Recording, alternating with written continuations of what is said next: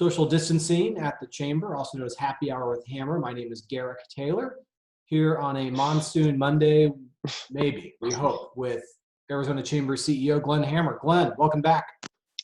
Good to see you. So that explains why the sun's not out. So we may have some monsoon action today? Maybe. Former high school weather club. Were you president or just rank and file? Rank and file. Rank and file. Never made it into the leadership of the weather club, Garrick. A backbencher. Glenn, as you occasionally do, yet another one of your pieces of commentary out today, a column that kind of riffed on a column that on an explainer that appeared in the Wall Street Journal over the weekend about what might appear in the next COVID relief package. We also had a conversation with Amy Biggs last week where you and the congressman had a conversation about that. So if you're up for it, how about we go through your column and just take these one by one? Sounds great, Garrick. And it looks like this package will be the last major COVID-19 package before the election. Yeah, and in terms of timing, there was some discussion on the Hill that they wanted to get this done even before the 4th of July recess. House Democrats passed one that was basically DOA in the Senate. So now there's a desire to get the new deal done before the August recess. I guess I should ask you, what does your crystal ball tell you? Do you think a deal gets done before the August recess? I do, and there's a few reasons why. One is that the top-up, the $600 a week top-up on the unemployment insurance benefits ends this week, and that's in Washington. That's the type of event that usually results, not always on time, so it's not, I don't think it's going to happen before the end of this week, but usually results in action. I believe that there's also, the administration's been signaling that it wants to do something in terms of another round of direct payments, as well as you have the business community talking about other elements that we could go through when we talk about the column. All right. Well, let's start then with where you left off, unemployment benefits. In your column today, you said you anticipated some sort of enhanced benefit, but you're not convinced that it's going to be the full $600 that we are currently operating on. Yeah, the issue raised with the $600, and Senator McSally has explained well some of the areas of the bill that may have been drafted differently if there was more time several months ago. The first set of bills was really drafted for speed. I mean, the economy was collapsing. We had a raging pandemic, and Congress acted for Congress quickly. And thank goodness they acted, and the normal gridlock didn't hold. But one of the things that's come out is that somewhere between, I don't know, probably about 2/3 of the individuals who are receiving the unemployment benefits are making more than they did while they were employed. So what I expect you'll see happen is that there will be some sort of actual or loose cap where dollars from any sort of unemployment insurance top up don't exceed what a worker was earning while employed. But there will be something there, and there's a recognition that with the economy still many, many millions of jobs down from where it was before we entered the pandemic, that something more needs to be done there. Yeah, you wrote that there are some decent bipartisan ideas that are worth looking at to incent getting back to work, but without pulling the rug out from anyone. Yeah, there's some think tank ideas out there. I believe that some of the former Obama and George W. Bush economic people got together and put out a proposal. So there's some good ideas out there, and I expect that we'll see something in that area, but we won't see something that where you have 50-60% of people receiving it earning more on the program than working. Yeah. All right. In your next item, you talked about additional stimulus pay in the original construct of the program, $1,200 per adult for those households with kids, up to $500 per child. There was an household income cap where the benefit starts to diminish and then begins to taper off. You said that some additional relief makes sense in light of, just as you acknowledged earlier, high unemployment. you were hedging a little bit on what the dollar amount will be and what the income cap would be. Yeah, I mean, Secretary Mnuchin, who does a very good job running the Treasury Department, is taking point for the administration. He's made it pretty clear that the administration is open to doing something significant in this area.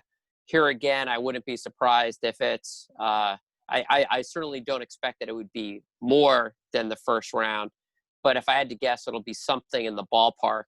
And that, with the enhanced unemployment insurance top-up, is something that for the next several months will be very, very helpful for a lot of workers who, through no fault of their own, are either furloughed or out of a job. You also mentioned that, hey, while you're at it, this might be the time to consider improving the existing earned income tax credit. There are a few, to reference your point earlier, there's some think tank ideas out there about doing just that. It's time to take another run at this program. I would love if there are some adjustments in some of these congressional packages that would have some legs after the pandemic. And the earned income tax credit is something that over the years has enjoyed bipartisan support. It's rewarding those who are working. It might help address some of the issues that some employers have had in terms of getting people back to work during this period of time. So we just wanted to throw it out as an idea that's worth consideration. It's been a bipartisan idea, and it's one that may make some sense to put into the mix. In your next topic, you mentioned addressing the return to schools. You mentioned that you disagree with those who say that you've got to go back come hell or high water, but you said there should also be some sort of financial acknowledgement that schools are going to have to make certain on-campus adjustments if they're going to welcome kids back in person, as well as the fact that parents in their households will be making adjustments, especially on the technological front. Well, some governmental entity or a number of governmental entities are going to have to pay to make sure that our schools can reopen safely for in-person learning when it's safe to do so, as well as to make sure you've got some redundancy in the area of distance learning. I would expect that, well, we know for a fact, 100% certainty, it's not even theoretical, that for at least a portion of the school year in Arizona, distance learning is going to be the delivery mechanism. We also know that the way that this disease works is that we could have districts making different decisions at different times depending on flare-ups. So this is one where we have to make sure that our in-person schooling environment is as safe as possible while we're making sure that kids have access to the digital tools they need, computers, laptops, Wi-Fi, and maybe even some other things, including parental instruction, if it is distance learning, to help us deal with this, the volatility of COVID-19. Glenn, acknowledging the need to do something in this area, do you think that would be part of a relief package, or would that be a separate item unto itself? Yeah, it looks, Garrick, right now like that's going to be one of the major elements of this next relief package. It does have bipartisan support. You know, here in Arizona, the estimate is that it's about $485 or so a kid. That's about $480 million. Call it $500 million or so. So it's not an insignificant sum. But here though, as we make these improvements, I do think that what we will have in the future are safer classrooms, whether it's run-of-the-mill influenza or other illnesses that tend to go around schools and not just get kids sick, but parents sick. So again, I hope that some of these areas will be types of things that even after we get COVID-19 under control, will help maintain or will help create a more healthy K through 12 environment than existed before. Yeah.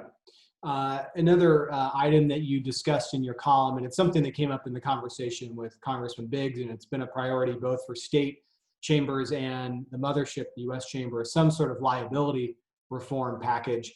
Congressman Biggs says that Senate Majority Leader McConnell For the majority leader, it's a priority, but it's really a matter of what comes out of the relief package. And there's probably going to be some horse trading around this. But you wrote in today's column, we don't want concerns over dubious lawsuits to delay our recovery.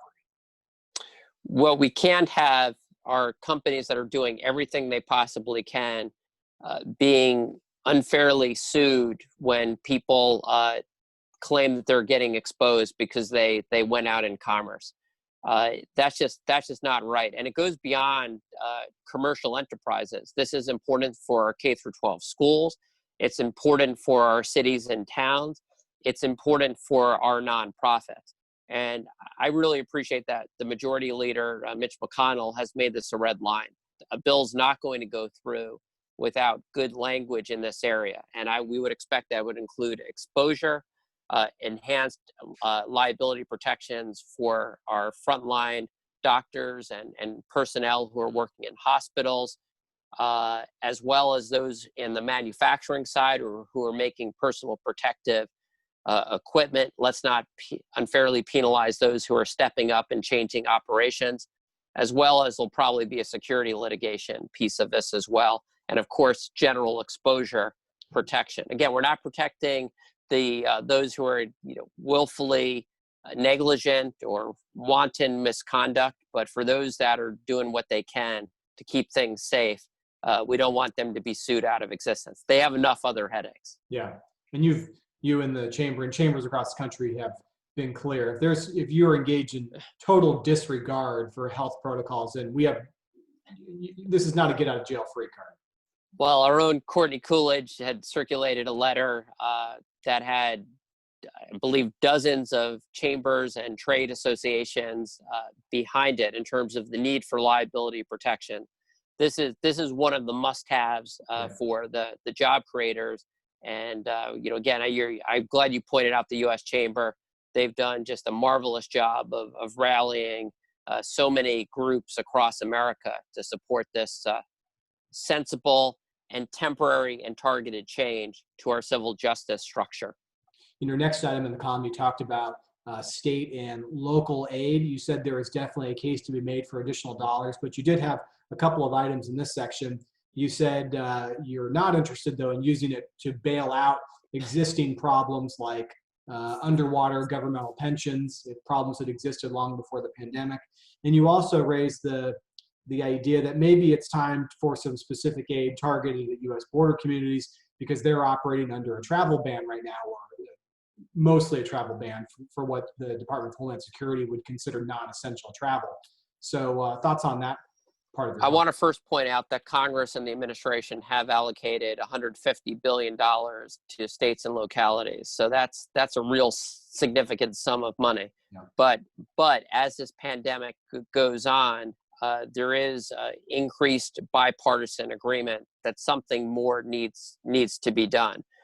It's not going to be anywhere near what the House passed in its $3 trillion or so bill, but it will be something. And Garrick, yes, for the border communities, and I think of our border communities here that have just been absolutely walloped by the pandemic, not just in terms of industry, but in terms of tourism, sales tax dollars, is that the needs of the community, if anything, have increased, but the tax revenues, and I believe some of the border communities get 60-70% of their revenues from sales tax collected from our friends from Mexico, additional relief will be necessary. So that's why I put that portion in the column.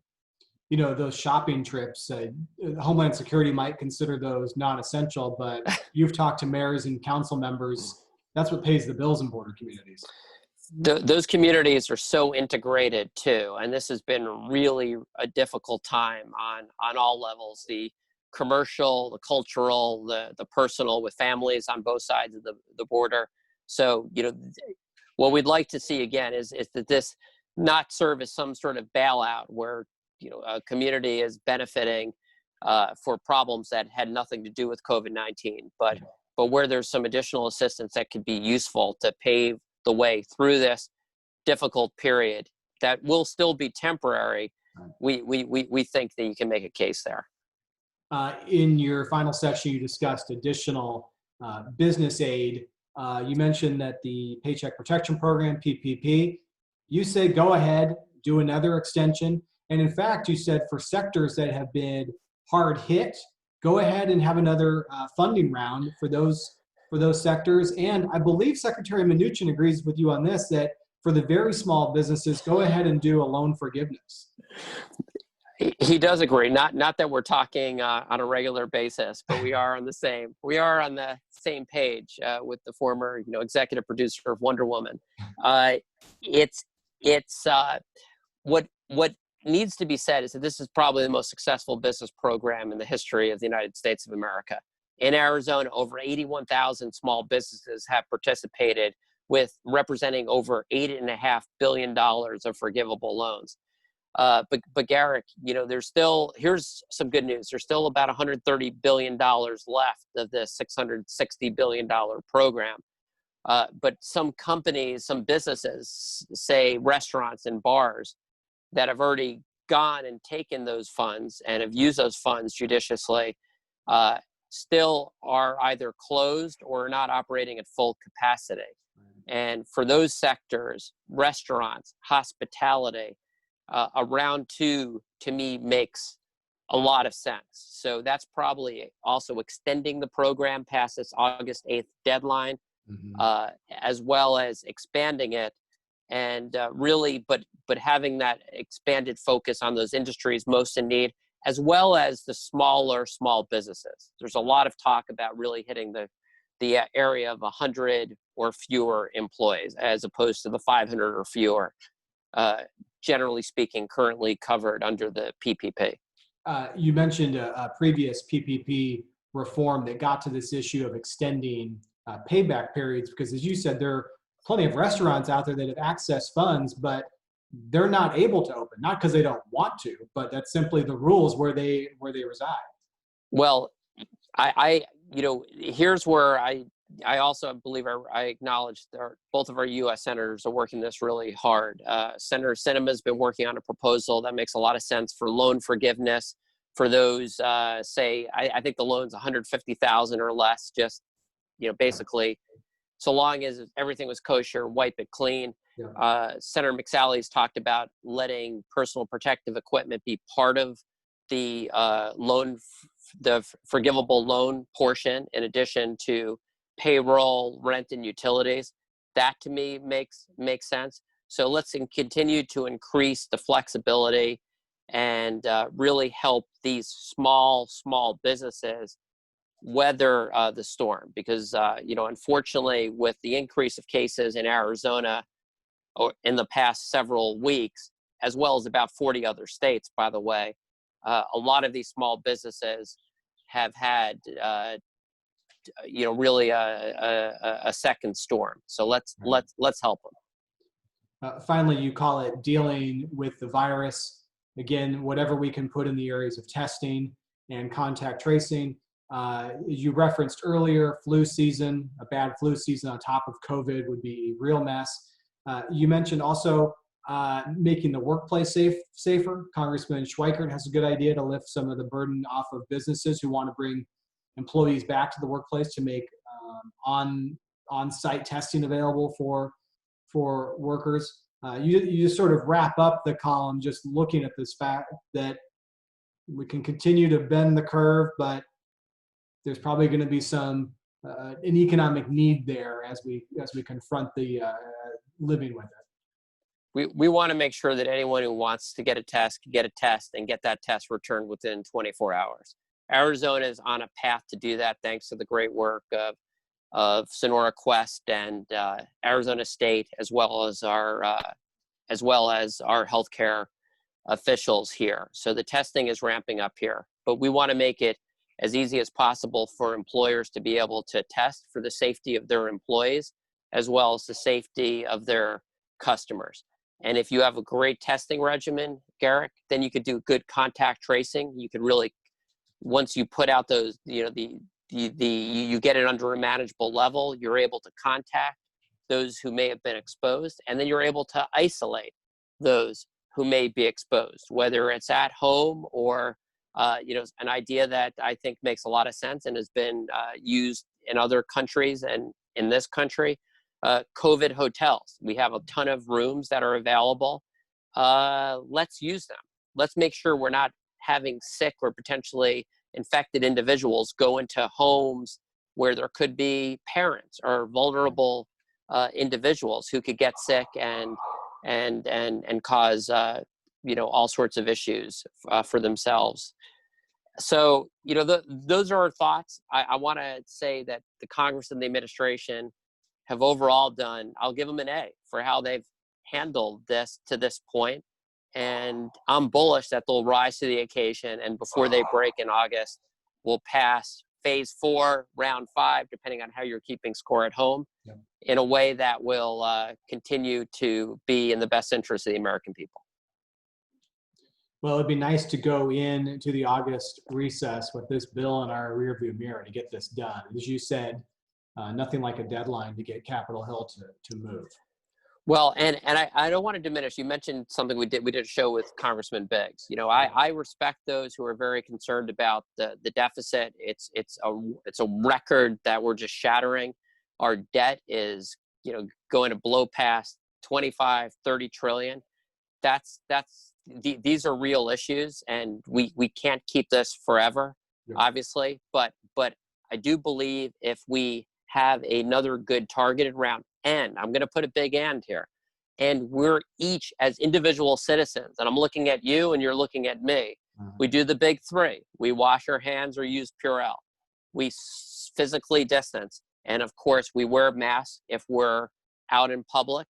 If we do these things, Garrick, I do believe when we're doing this show, if we're not canceled before then, when we're doing this show in 4 to 8 weeks, it's going to be a very, very different picture. And our economy will be on, may not be this big boom, but it'll be on a nice upward trajectory. And the news will just continue to get better in terms of therapeutics as well as vaccines. A lot of great progress there. So we're getting there.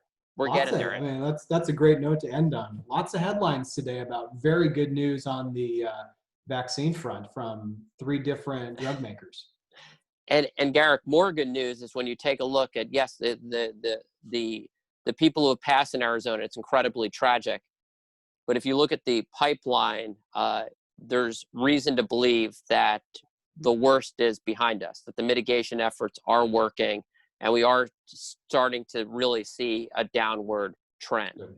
And, again, this is thanks to the people of Arizona really stepping up and understanding this is a serious situation here. There you have it. Half full hammer. I love it. I'll take it. That's how we'll do it. All right. That's a Monday night edition in the books. Thanks, Glenn. Thanks, Garrick.